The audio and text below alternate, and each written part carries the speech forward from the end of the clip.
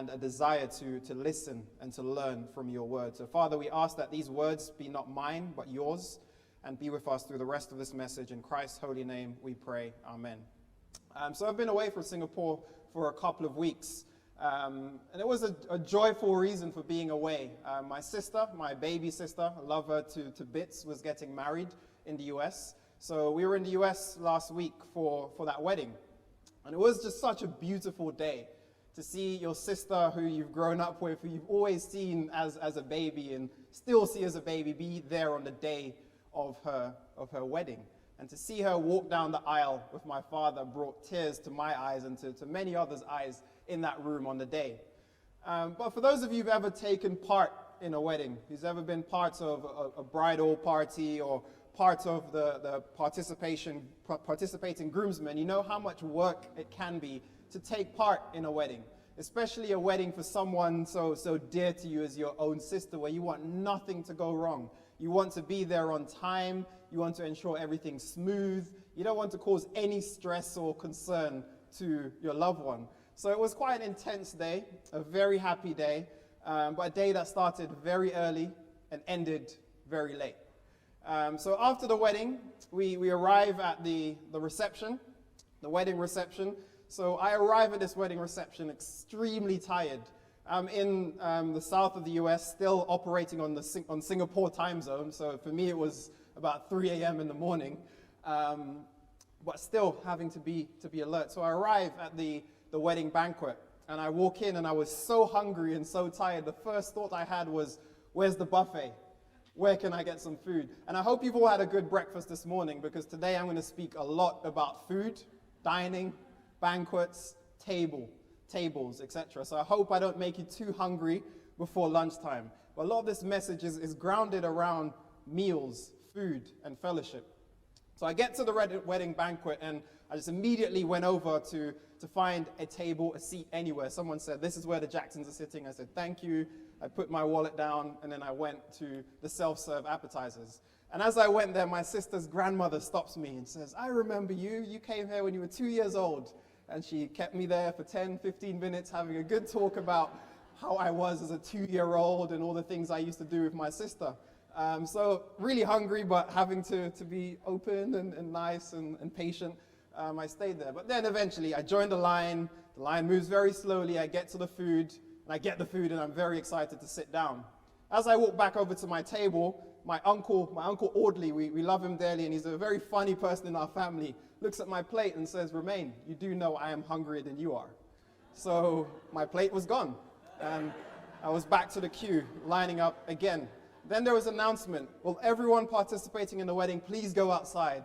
Okay, so I go outside, and as I was standing outside, I was thinking, wow, I'm not meant to eat today. So someone then announced, okay, everyone who's participating in the wedding, you'll be sitting elevated on the head table at the front of the room, overlooking everyone else. Your food has already been served. You now walk into some music and sit down and enjoy a meal. So I stopped and I thought, wow, is this what Luke chapter 14, verses 7 to 14 means? Is this what it meant in my life at that time? And I thought, wow, this must have been like the message Jesus was trying to teach on that day when he was in the home of the Pharisee, and he observed people trying to exalt themselves. So today we're going to go into that reading, and we read it again. In Luke 14, verses 7 to 11, it says, so he told a parable to those who were invited.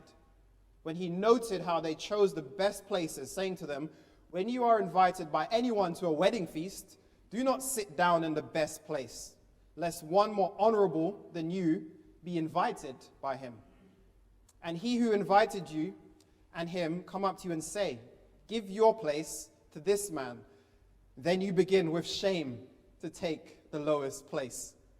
But when you are invited, go and sit in the lowest place, so that when he who invited you comes, he may say to you, friend, go higher. Then you will have glory in the presence of those who sit at the table with you. For whoever exalts himself will be humbled, and whoever humbles himself will be exalted. So, brethren, today's message is one about humility. It's one about the beauty in applying humility in the way Christ wants us to apply humility. And if we look at the context where this parable is being told, it's between Luke chapter 9 and 19. So this is the great journey of Christ to Jerusalem. And we know the context of that journey. It was a journey with much conflict, much hatred, much trials and tribulations for Christ on his journey. We know the Pharisees hated Jesus Christ for a number of reasons. He claimed to be Lord of the Sabbath. How dare Jesus Christ claim to be Lord of our beloved Sabbath?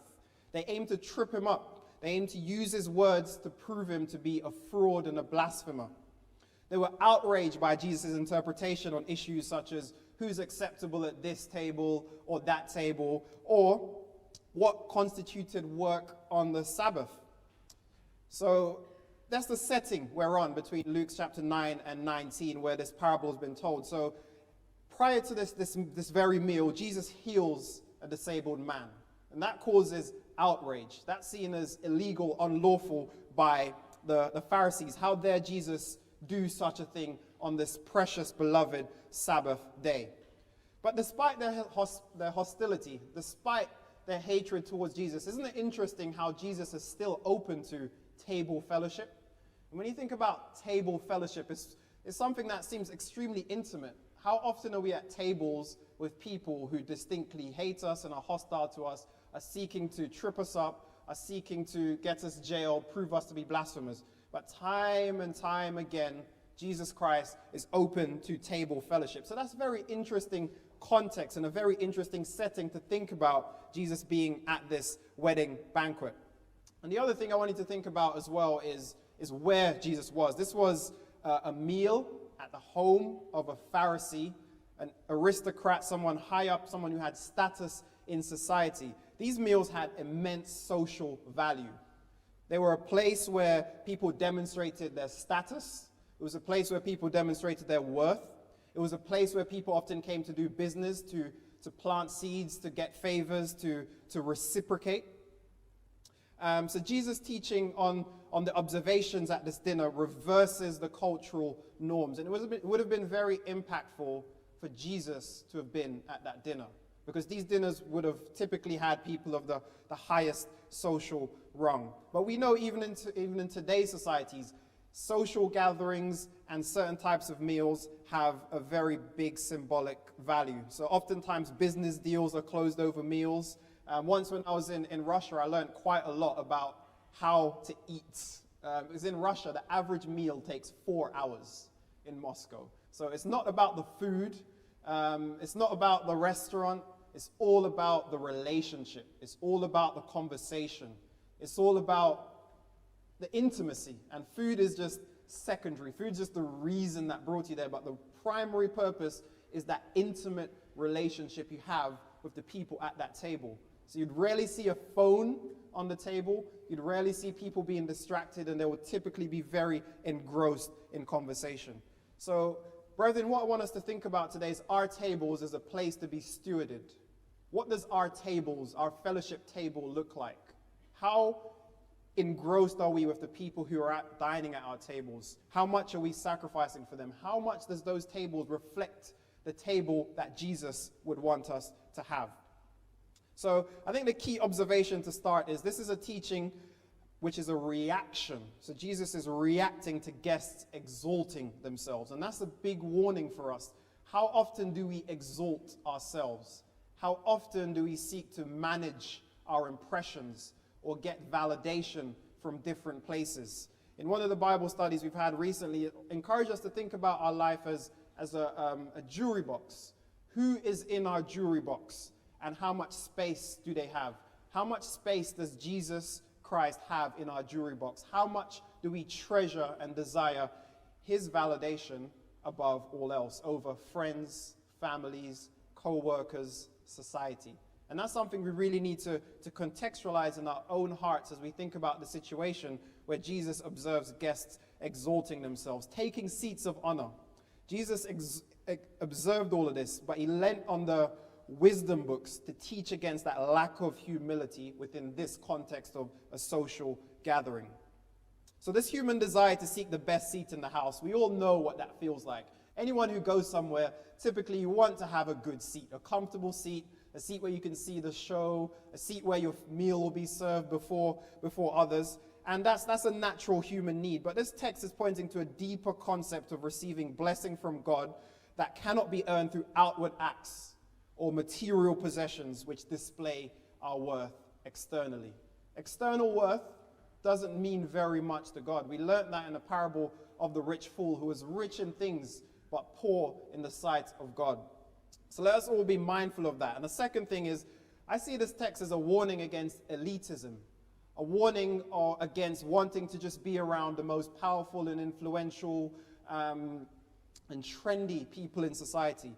It's a warning against the different isms we have in our societies, racism, where there's different borders and people exclude themselves based on race, and clinging to various forms of group identity. There's no place in Christianity, there's no place in the church, there's no place in this perfect Bible-based community for these group identities, cliques, and divisions. Christ came with a message of humility, of oneness, and being in unified fellowship. So for us to have that true unified fellowship as this Bible-based community that Jesus wants us to have, we need to break down all of these divisions that may exist in our subconscious minds and in society at large. So we then move on really to think about the Sabbath in more detail. So Brother Terry preached a really good sermon on this a few weeks ago, so I'm not going to go into too much detail. But the Pharisees watched Jesus very closely, especially on this topic of the Sabbath, and what the Sabbath represented, what was work on the day of the Sabbath, and what the Sabbath really should have meant in that context. But despite this, Jesus attended a meal with the Pharisaic leader on the Sabbath day. And he presents a teaching. He goes back to Deuteronomy chapter 5, verses 13 to 15, the Ten Commandments. And Jesus presents a teaching that the Sabbath day belongs to the Lord and it's a celebration. It also represented a celebration of Jewish emancipation from slavery in Egypt. And that was something that should not be lost. It was a time to remember their historic position where they were marginalized by the Egyptians. But the meaning for the Sabbath seemed to have been lost among those Pharisees. We know that the Sabbath is something that was supposed to be viewed in the context of love. Love for others, love for God. And if you weren't viewing it through that prism, you were misusing and misrepresenting the true meaning of the Sabbath. So the Pharisees viewed a healing of Jesus cured this man of dropsy. They viewed that as unlawful. How dare Jesus does something like this? But the Pharisees themselves were being hypocrites. They were manipulating the Sabbath day, and Jesus called them out on this. Jesus showed their hypocrisy and showed the contradictions in the words that they were using. They loved the law. The Pharisees loved the law. They were experts in the law. They knew it inside out. But they didn't love it because it humbled them. They loved it because it gave them status. And it also gave them power over other people. They were misusing the true meaning of the Sabbath and so many, many other things because their hearts were not there, and love, first and foremost, wasn't there. So we have to ask ourselves, what's our approach to status? Is status something that we crave? Is it something that we want? Is it something that we're aware of how do we view status individually as people, given the society in which we live? So I come back again to gatherings in homes. Gatherings in homes at this time indicated social status and also class. The marginalized and those without status were rarely invited. So for others to turn up and see Jesus at this meal, that would have been very impactful. But Jesus borrows from the wisdom of Solomon. He goes back to Proverbs 25, verses 6 to 7, which seems to inspire this parable. And it tells us that from that traditional wisdom which guided etiquette on where to sit, it tells us, do not put yourself forward in the king's presence or stand in the place of the great. For it is better to be told, just as I was standing outside of my sister's wedding banquet, and someone said to me, come up here, than to be put in a lower presence of a noble. So this is a lot of food for thought, brethren, and I think there's some really good examples that we can go to in history for cultural context. So one is the Palestinian wedding feasts. If you ever want a cultural experience, you want to go to one of these Palestinian wedding feasts. And these weddings still happen this way until today. But at a Palestinian wedding feast, it involved hierarchical seating plans. So the way the seating's done is very hierarchical, and almost every seat has a meaning and has a status associated to it. So the seating plans were involved, and guests were moved and reordered. So you were sitting in the wedding banquet, a Palestinian wedding banquet. As soon as a new guest arrives, everyone has to move, and the seats has to be reordered according to hierarchy and to status.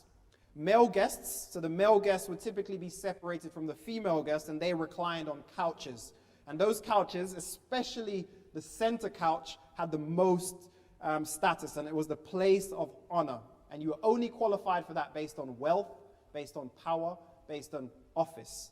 And these types of feasts would have been very common in the time of Jesus and the time of this parable. So this would have been a significant issue in that society. And you can see how that permeates society today as well when you think about places of honor. And then another one is the Greco-Roman Symposium.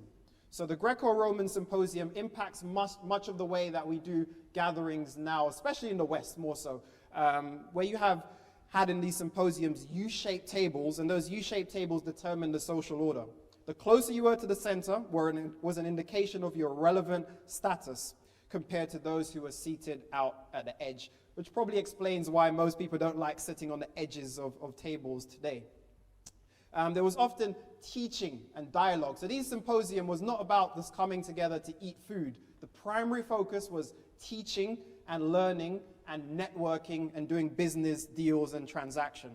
So this was a privilege of predominantly the male upper class. Only men would have attended these symposiums, and women would have been there for other reasons as well. But as we look at the Gospel of Luke, and we think about eating and food and why this is important, when we look at status, humans are typically hungry for status, but Jesus encourages humility. Our focus should be on vertical exaltation, validation from above, not validation from peers, from friends, and from those in this world. And he warns us a lot against impression management. And impression management, what does that mean? So in this world of social media, where a lot is about sharing our innermost lives with the entire world in return for oftentimes approval, validation, likes, retweets, views, which then enhances the way we often feel about ourselves. There's been a lot of studies around that. Whenever we have that external validation, it releases certain chemicals in our brains which make us feel good, which make us then want to post something else, and which is what explains the rapid growth in social media and the continued permeation of our society with social media. But Luke is the gospel of eating, right? There's more examples of banquets, tables, dinings than all the other gospels. So this was a very powerful way for Jesus to teach, for him to reprove, and for him to meet some of the marginalized people in society. And also a very powerful place for fellowship. And the trapeza, so the Greek word for table is trapeza. It's a metaphor for communal fellowship, coming together. But we do not determine our worth at God's table by where we sit, or the status we bring, or the types of conversation we can bring to the table. Our table, as Christians and as this church, we need to look at our own table as who is at this table and how does it represent the fellowship that Christ wants us to represent. Our table should include seats for strangers, for the poor, for disabled, for those marginalized in society. The table of a Christian should reflect the people Jesus surrounded himself with, the very people who are in the realm of God. So Jesus taught at meals and through food. And there are three examples here in the book of Luke. And the first one is the uninvited guest. In Luke chapter 7, verses 36 to 50, the sinful woman comes along seeking forgiveness at the house of Simon the Pharisee. So remember the context I mentioned. These meals and banquets wasn't just a place where anyone could just walk in off the street. It was a place for those who had status in society. So the fact that there was a sinful woman coming in caused a lot of upset to Simon the Pharisee, who was hosting this banquet. But Jesus welcomes this woman, because Jesus was all about love and opening himself to those who were marginalized and those who would have been told to go away. This is not a place for you. And then the second one was feeding the 5,000 or over 5,000 people in Luke chapter 9, verses 10 to 17. Jesus ministers with more than just words. He often thought about the physical needs of people, especially in this example. And when that happens amongst people, that can provide the integrity which leads to deeper conversations. So as we minister and as we think about those around us, those who we can impact, how can we actually minister to needs of people? And how can we demonstrate the words that we teach by the way that we live? And then finally, an example towards the end of Luke, after Christ had resurrected after the crucifixion, and where he discipled over dinner. So Jesus appears after the resurrection on the road to Emmaus, where he meets with a number of his disciples and took them through the writings of Moses and all the prophets, explaining all the things concerning themselves. And then in verse 30 and 31 of chapter 24, he continues to teach them over dinner, opening their eyes. They dined with the risen Savior, and they fully understood the scripture, and everything was clear to those disciples. So there was also several proverbs which addressed the minute details for table etiquette, especially when dining with aristocracy. The proverbs warned against arrogance and champions humility in this context. And I think these are warnings for us today as we engage with our communities, as we engage with our families and our friends, about that humility that we need to bring to those engagements. So think about the tables at which you often recline in your own life. This may be at work events, this may be in family events, church gatherings, wherever you go. Think about those tables at which you recline often in your everyday life. And for young people, those of you among us who are in school or who go to college or university, consider the social orders in place in your playground and how you can be a good example going against the grain in school and in society. Because a lot of these things do get planted in our minds from the time we were at school. If you think about the people we hung around with, the parties we wanted to go, where we sat at lunchtime, who we played sport with, status, and a lot of these issues were at play from then, and it follows us throughout our life as we grow up. So I want to encourage especially the young people here to think about this from your perspective each and every day. But there's a new etiquette prescribed by Jesus. So that new etiquette inverts the culture. It's an upside down culture which asks us to seek the lowest place. How easy is it for us to seek the lowest place? That's not very easy. So as we think about humility, this is one of the quotes that always helps me to crystallize what humility means. And it's by C.S. Lewis, and it says, to even get near to humility, even for one moment, is like a drink of cold water to a man in a desert. It's like a drink of cold water to a man in a desert. This really crystallizes how precious humility is, how significant it is, but also how hard it can be to find. How hard is it to find a glass of water in a hot desert? And what I wanted to say as well is humility is not about just suppressing gifts. It's not about demeaning yourselves or not having confidence in your value or in your worth. Humility is valuing your contribution to the world. That is very important, to value the things you do to make a difference in the world. The difference is the need for self-exaltation. We can do all these things without needing to exalt and raise our own self up. But instead, what Christ is asking us to do is to seek the lowest positions and allow others to exalt us. Exaltation is good. Being elevated is good. It's not a bad thing. And this is not a teaching to say, do not see that as a good thing. It's just really warning against the self-exaltation that was being demonstrated as Jesus observed the behavior at that banquet. So it's not thinking less of yourselves, but it's thinking of yourselves less and others more. So the key point is God's view matters more than our own view and the views of those who may be around us in this world. And Jesus Christ himself humbled himself. He was a great example of the lessons that he was teaching. In Philippians chapter 2, verses 6 to 10, it shows us how Jesus humbled himself. Jesus embodied what he taught by living his teaching through a ministry built on demonstrating genuine humility. And this meant he took the role of a servant.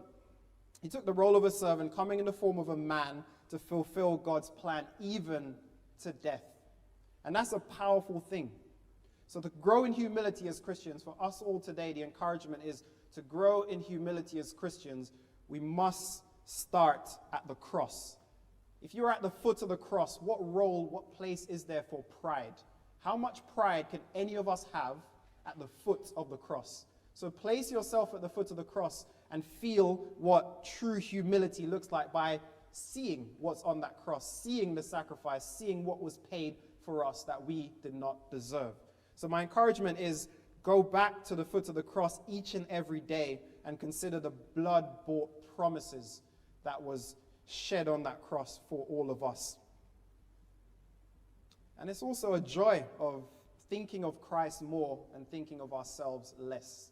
Spend more time thinking about the things above and less time thinking about ourselves, our own needs, our own insecurities, our challenges, etc.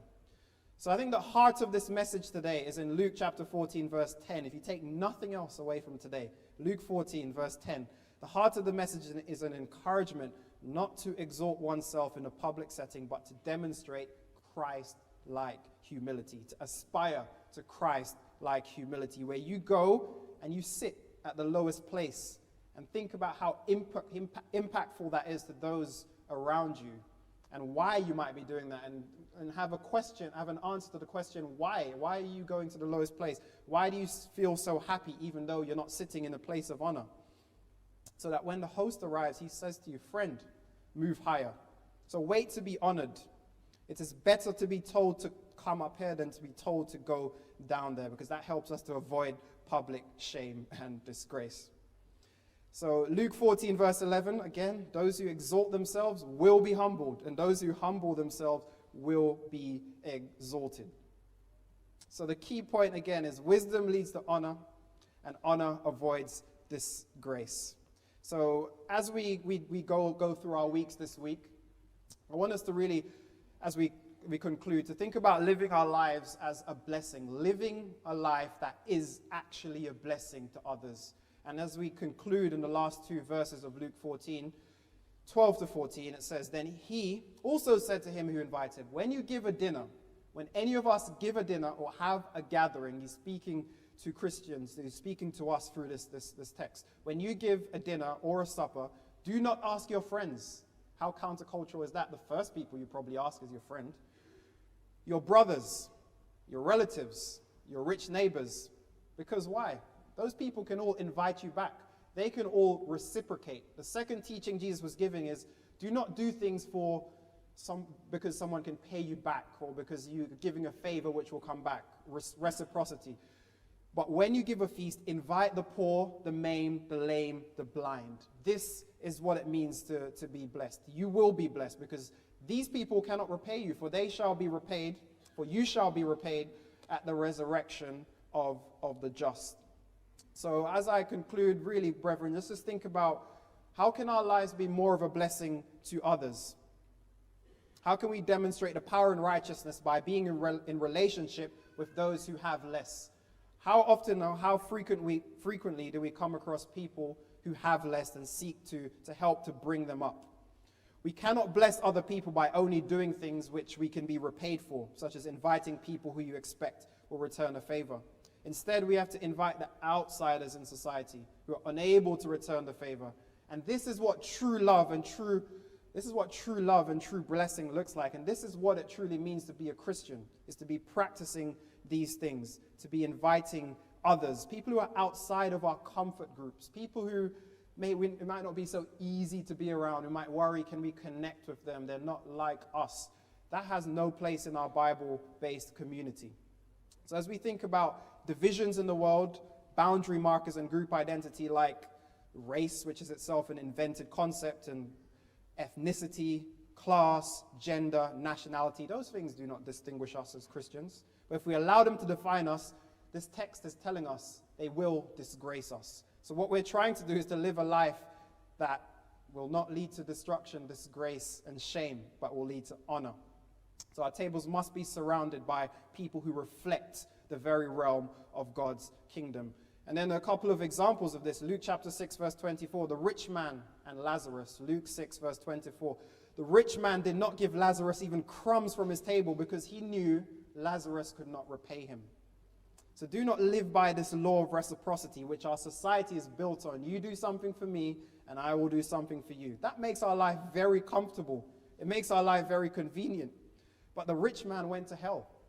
He went to hell. There is destruction ahead if we live for earthly repayments. And that's a solemn warning, brethren.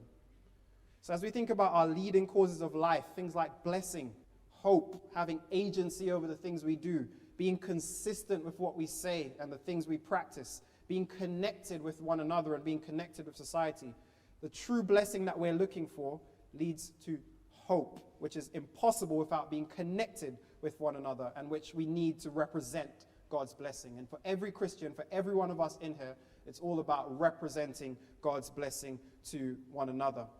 And I think that true blessing, when you truly bless, or when you're truly a blessing to someone, it leads to changed and renewed affirmations. It leads to a change in the way that people view themselves and the way they view others. And that's the power of the good news that we have, is it leads to the way in which people view themselves and view others, and we especially hope that leads to love.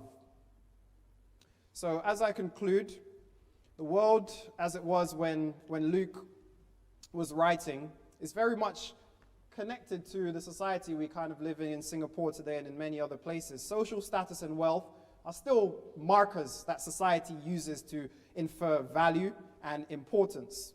People are preoccupied with how they can distinguish or enhance their status and level of wealth from those around them. And that's done in the form of speaking about the jobs you have or the homes you live in or the form of transportation you have to get around. But worth is not the accumulated sum of resources. We know that as Christians. If the Sabbath had become an opportunity to demonstrate status, the Sabbath was being used to demonstrate status, then clearly the true meaning of the Sabbath as an emancipation celebration had been lost. In the world Jesus brings, social status and wealth are not markers we are to judge ourselves by. They are not markers that God utilizes to demonstrate importance in any way. So we have to humble ourselves in the sight of the Lord, because he is worthy of our praise and honor. And those who humble themselves will be exalted. And that's a promise. That's not a lie. That is actually a promise, that those who humble themselves will be exalted, and those who exalt themselves, there's a warning, they will be humbled. So reflect on the state of your table fellowship. What does that look like in your life? As you go through this week, how are you opening the doors to your home? How are you opening the doors to your hearts, to other people? And how are you representing the way that Christ lived?